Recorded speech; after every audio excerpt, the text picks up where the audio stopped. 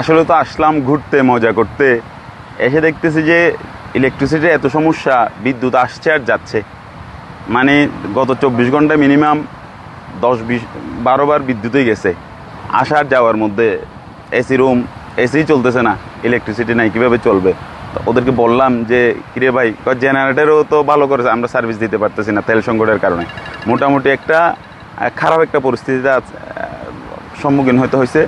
আমার মনে হচ্ছে যে আসলে এই পর্যটক এলাকাটায় যদি এখানে যদি বিদ্যুৎ না পাই, তাহলে তো আমরা দূর থেকে আসি, আরও দূর থেকেও এখানে লোকজন আসে, তাহলে মোটামুটি পর্যটন শিল্পের জন্য আমি মনে করি এটা একটা অশনি সংকেত। আসলে কক্সবাজার তো একটা পর্যটন নগরী এলাকা। এখানে বিশেষ করে ট্যুরিস্টের জন্য হোটেল আর রিসোর্টের ভূমিকা অন্যতম।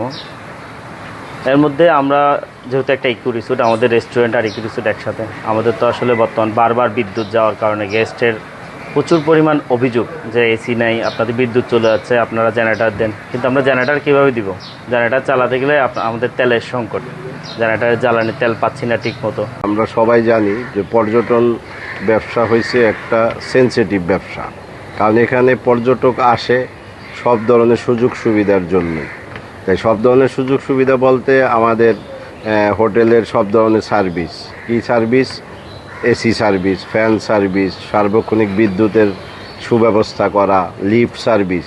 তা ইদানিং এই সার্ভিসগুলো দিতে আমাদের খুবই ব্যাঘাত ঘটতেছে। এই জ্বালানি সংকটের কারণে আমাদের ট্যুরিজম সেক্টরে, বিশেষ করে হোটেল মোটেল জোনে যে পরিমাণ লোডশেডিং হচ্ছে প্রতিদিন প্রায় 7 থেকে 8 ঘন্টা, যার কারণে আমাদের এই পর্যটন সেক্টর মুখ থুবড়ে পড়েছে।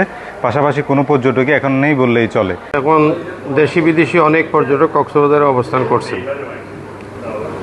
একটা চমৎকার মৌসুমোত্তর মৌসুম শুরু হয়েছিল ঈদের পরে, কিন্তু এই ক্রাইসিসের টাইমে আমরা ডিজেল, তেল ইত্যাদির অভাবে, অপর্যাপ্ততায় পর্যটক সেবা নিশ্চিত করতে পারছি না। যে আমাদের যে চাহিদা বেশি থাকায় কিছু বিদ্যুৎ ঘাটতি আছে। আমাদের কক্সবাজারের যে হোটেল মোটেল জোন এলাকায় টোটাল আর কি 50 মেগাওয়াটের মতো লোড দরকার। জেনারেশনের সাথে সমন্বয় করে আমরা বরাদ্দ পাচ্ছি 30 থেকে 45, কোনো সময় 50ও পাই, ফুল লোডও পাই কোনো সময় সকালবেলা বা চাহিদা অনুযায়ী আমরা মানে ফুল সব সময় পাচ্ছি না।